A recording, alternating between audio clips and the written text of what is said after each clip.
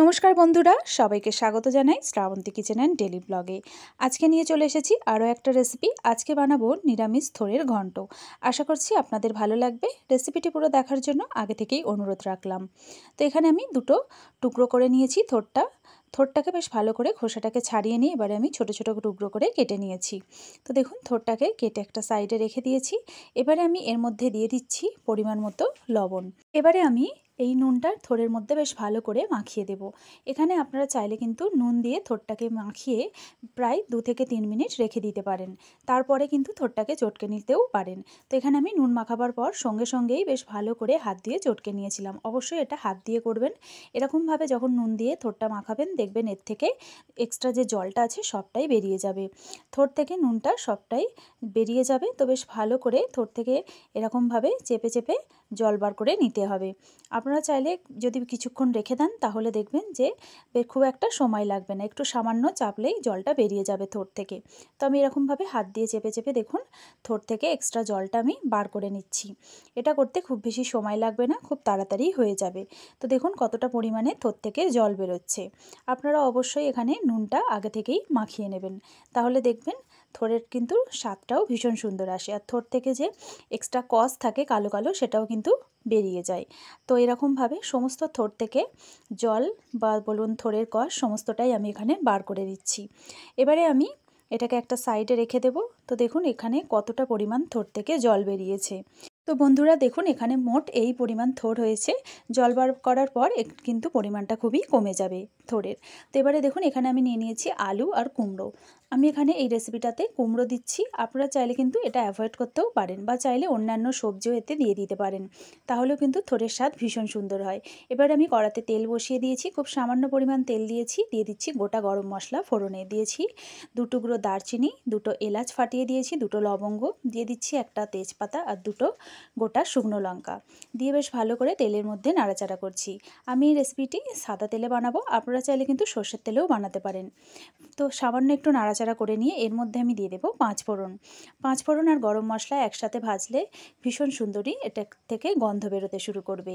এখন কিন্তু ফোড়নের ভীষণ সুন্দর গন্ধ বেরোচ্ছে বন্ধুরা। ফ্লেমটাকে একদম আমি মিডিয়ামে রেখে দিয়েছি, দিয়ে ফোড়নটাকে বেশ ভালো করে নাড়াচাড়া করে নিয়েছি।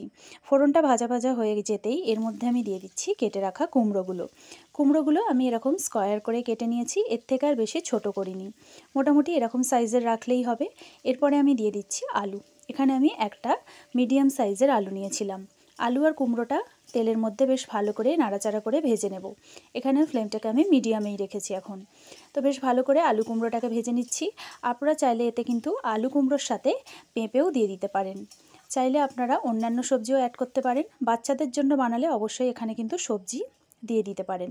তো আলু কুমড়ো মোটামুটি একটু ভাজা হয়ে গেছে। এবারে আমি কড়ার মধ্যেই একটু সামান্য মাঝখানে জায়গা বানিয়ে নিয়ে দিয়ে দিলাম গ্রেট করে রাখা আদাটা দিয়ে আবারও বেশ ভালো করে নাড়াচাড়া করব যতক্ষণ না এর কাঁচা গন্ধটা যাচ্ছে। বেশ ভালো করে নাড়াচাড়া করে আদা, কুমড়ো আর আলুটাকে বেশ ভালো করে ভেজে নেব। তো দেখুন ভাজা প্রায় হয়ে এসেছে। আপনারা চাইলে কিন্তু যারা সবজি দিয়ে খেতে পছন্দ করেন না থোড়ের ঘন্ট, তারা কিন্তু এখানে শুধু আলু দিয়েই বানাতে পারেন। আর এই রেসিপিটা সম্পূর্ণ নিরামিষ বানাবো, এতে কোনো রকম পেঁয়াজ রসুন ব্যবহার করব না। দিয়ে দিলাম পরিমাণ মতো হলুদের গুঁড়ো, দিয়ে দিচ্ছি জিরে গুঁড়ো, দিয়ে দিচ্ছি একটু ধনে গুঁড়ো, আর দিয়ে দিচ্ছি একটু সামান্য পরিমাণে লঙ্কার গুঁড়ো, শুধুমাত্র রঙের জন্য। আপনারা চাইলে যে যেরকম ঝাল খান এখানে লঙ্কার গুঁড়ো দিয়ে দিতেও পারেন বেশি করে। এবারে দিয়ে দিচ্ছি এখানে থোড়টা, যে চটকানো থোড়টা আমি রেখে দিয়েছিলাম সাইডে জল বার করে নিয়ে। তো সেই থোড়টা এবারে আমি দিয়ে দিলাম, দিয়ে বেশ ভালো করে কড়ার মধ্যে মিশিয়ে দিচ্ছি। বেশ ভালো করে থোড়টা নাড়াচাড়া করে মশলার সাথে একটু সামান্য ভেজে নেব। প্রায় 1 থেকে 1.5 মিনিট এরকমভাবে মিডিয়াম ফ্লেমে দিয়ে থোড়টাকে ভেজে নিতে হবে। তো বন্ধুরা এখানে কিন্তু দেখুন থোড়টা প্রায় এখানে কিন্তু মশলার সাথে মেশানো হয়ে গেছে।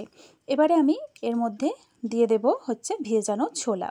এখানে আমি কাঁচা ছোলা আগে থেকেই ভিজিয়ে রেখেছিলাম। তো ছোলাটাকে এবারে আমি দিয়ে দিলাম, আর দিয়ে দিচ্ছি পরিমাণ মতো নুন। থোড়েতে আগে থেকেই নুন দেওয়া ছিল, তাই কিন্তু অবশ্যই এখানে নুনের পরিমাণটা আপনারা আন্দাজ মতো বুঝে সুঝে দেবেন। তো এখানে আমি খুব সামান্য পরিমাণে নুন দিয়ে দিলাম, আগে থেকেই যেহেতু থোড়েতে নুন দেওয়া ছিল, তো এই জন্য আন্দাজ মতো নুনটা দিয়ে দিয়েছি। এবারে বেশ ভালো করে আবারও নুন আর ছোলাটাকে এর সাথে থোড়ের সাথে মিশিয়ে দিলাম। এবারে আমি দিয়ে দিচ্ছি পরিমাণ মতো জল। এখানে আমি এই ছোটো গ্লাসের মাপে 1.5 গ্লাস জল দিয়ে দিয়েছি। জল দেওয়ার পর আবারও একটু ভালো করে খুন্তি দিয়ে একটু মিক্স করে দিচ্ছি। তো দেখুন মিক্স করা প্রায় হয়ে গেছে। এখানে কিন্তু প্রায় সমস্ত উপকরণই দেওয়া হয়ে গেছে। এবারে আমি এটাকে একটু ফুটতে দেব, আর এখানে আমি ফ্লেমটাকে এবারে একটু হাই করে দেব। সামান্য একটু ফুটে উঠলেই কিন্তু তারপরে আমি আবার মিডিয়াম ফ্লেমে দিয়ে দেব। তো দেখুন এটা ফুটে উঠেছে। এবারে আমি মিডিয়াম ফ্লেমে এটাকে চাপা দিয়ে প্রায় 2.5 থেকে 3 মিনিটের মতো রেখে দিয়েছিলাম। 2.5 থেকে 3 মিনিট পর এবারে আমি ঢাকনা খুলে দেখাচ্ছি। দেখুন থোড়ের সমস্ত জলটা কিন্তু টেনে গেছে তরকারির। এবারে আমি বেশ ভালো করে এটাকে মিশিয়ে নেব। এখানে আলু কুমড়ো সমস্তটাই কিন্তু সেদ্ধ হয়ে গেছে কিনা অবশ্যই চেক করে নেবেন। আর এরকমভাবে কিন্তু খুন্তি দিয়ে সবজিগুলোকে একটু ভেঙে ভেঙে দেবেন, বা চাইলে আপনারা একটু ম্যাশার দিয়ে ম্যাশ করেও দিতে পারেন কড়ার মধ্যে। তো এখানে আমি খুন্তি দিয়েই দেখিয়ে দিচ্ছি। দেখুন আলু কুমড়ো সমস্তটাই কিন্তু সেদ্ধ হয়ে গেছে। বেশ ভালো করে এবারে নাড়াচাড়া করে খুন্তি দিয়ে এটাকে একটু ভেঙে ভেঙে দেব। দিলেই দেখবেন থোড়ের ঘন্ট কিন্তু প্রায় রেডি হয়ে গেছে। আর এখানে কিন্তু ফ্লেমটাকে অবশ্যই এখন আমি লো টু মিডিয়ামের মধ্যেই রেখেছি। তো বেশ ভালো করে এটাকে নাড়াচাড়া করে নেব। নিয়ে থোড়ের ঘন্ট রেসিপিটা একদম প্রায় রেডি।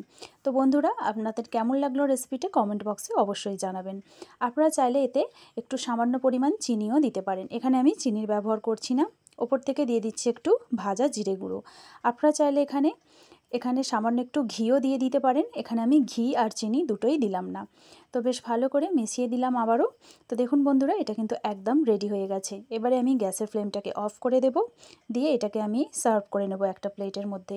আর দেখুন বন্ধুরা থোড়ের নিরামিষ ঘন্ট রেসিপিটি কিন্তু একদম রেডি হয়ে গেছে। এবার আমি প্লেটের মধ্যে সার্ভ করে নিচ্ছি। রেসিপিটি কেমন লাগলো আপনারা অবশ্যই কমেন্ট বক্সে জানাবেন। ভালো লাগলে লাইক করবেন। এরকম রেসিপি দেখতে চাইলে চ্যানেলটিকে সাবস্ক্রাইব করবেন, আর পাশে থাকা বেল আইকনটি অবশ্যই প্রেস করবেন। থ্যাংক ইউ সো মাচ বন্ধুরা রেসিপিটি পুরো দেখার জন্য। ভাত রুটি বা পরোটার সাথে আপনারা অবশ্যই বানিয়ে ফেলুন এরকম নিরামিষ থোড়ের ঘন্ট। রেসিপিটি কেমন লাগলো অবশ্যই কমেন্ট বক্সে জানাবেন।